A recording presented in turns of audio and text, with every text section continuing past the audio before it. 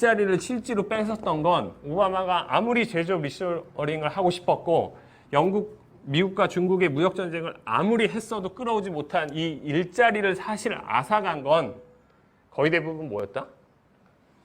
그렇지. 기술의 발달이었다.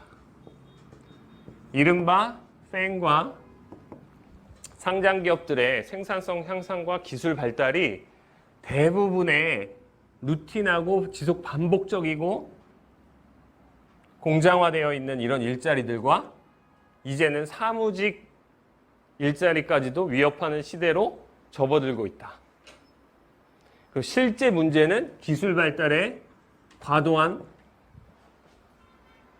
형국이지만 이걸 통해서 전 세계가 누리는 생산성 향상과 효과는 너무 크기 때문에 이걸 얘의 탓으로 돌리면서 얘의 생산성을 떨어뜨리게, 인위적으로 떨어뜨리게 한다든지 하는 건 바이든이 돼도 미국과 중국의 미중 무역 전쟁은 패권 싸움은 계속된다라고 봤을 때 쉽지 않을 거다 라고 예상할 수 있다는 겁니다.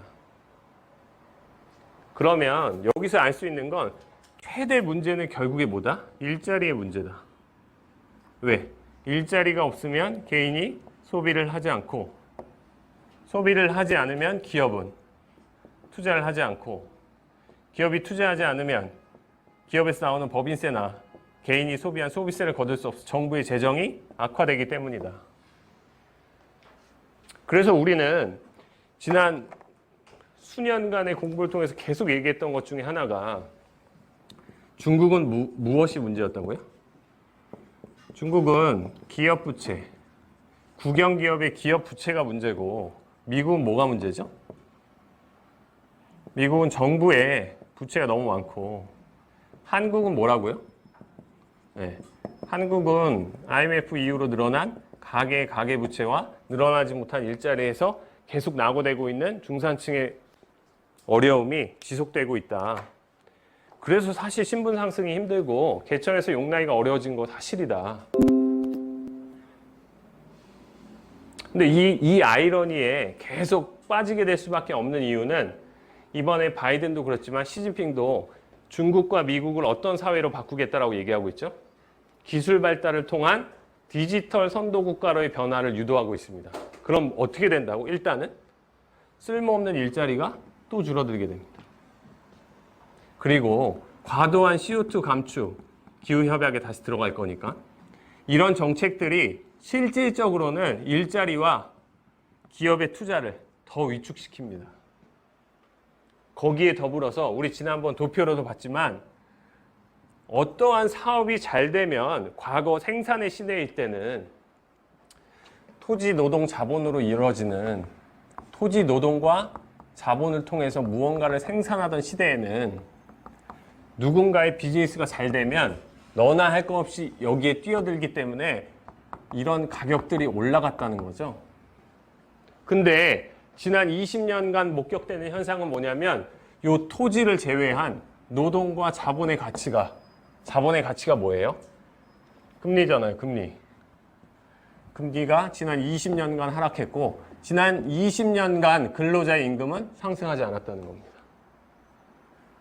그러면 누구도 생산을 하기 위해 노동과 자본의 필요성이 줄어들었다라고 생각하시면 돼요. 토지는 모르겠어요. 토지는 투자 목적이 있으니까 그랬는지 모르겠지만. 그래서 봤더니 앞으로의 시대는 토지, 노동, 자본이 아니라 얘네들의 성장 케이스를 봤더니 얘네들은 뭘 가지고 성장했냐는 거예요. 애플이, 구글이, 페이스북이, 넷플릭스가 토지, 노동, 자본을 가지고 생산을 해냈나요? 아닙니다. 그렇죠? 아이디어와 클라우드 및 빅데이터와 그죠? 그죠?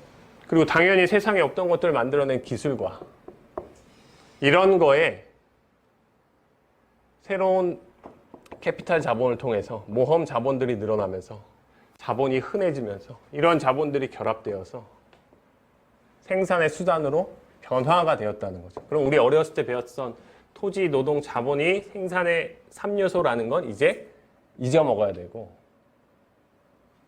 아이디어는 이른바 기업가 정신일 거고 클라우드 빅데이터 5G는 디지털 사회일 거고, 그리고 기술력이 있어야지만 무언가를 생산할 수 있는데, 자영업자도 중소기업도 누구들도 과거 이런 시대에는 따라가면서 생산할 수 있었지만 이제 누구도 감히 페이스북과 같은 글로벌 SNS를 만들 생각을 하지 않는다. 누구도 애플과 경쟁하려고 하지 않는다. 누구도 넷플릭스 같은 업체가 되려고 경쟁하는 게 쉽지 않다. 그러다 보니 경쟁이 줄어들어서 사회는 사실 시장은 이것들이 거래되는 시장의 변동성은 줄어들 수밖에 없다. 상대적으로. 왜? 얘네들은 거의 독점에 가까운 형태로 사업을 운영하고 있기 때문이다.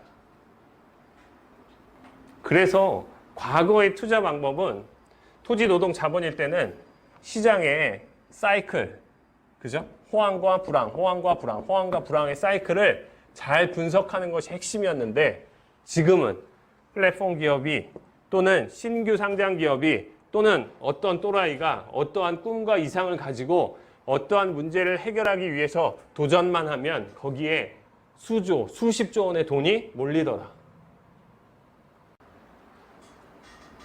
우리가 스터디 할 때부터 여기까지만 보시면 돼요.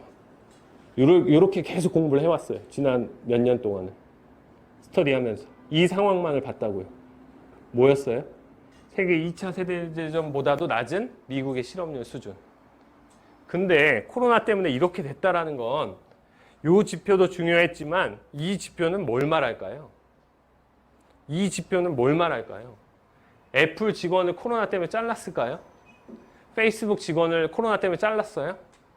미국의 대기업들이 코로나 때문에 직원을 잘랐을까요?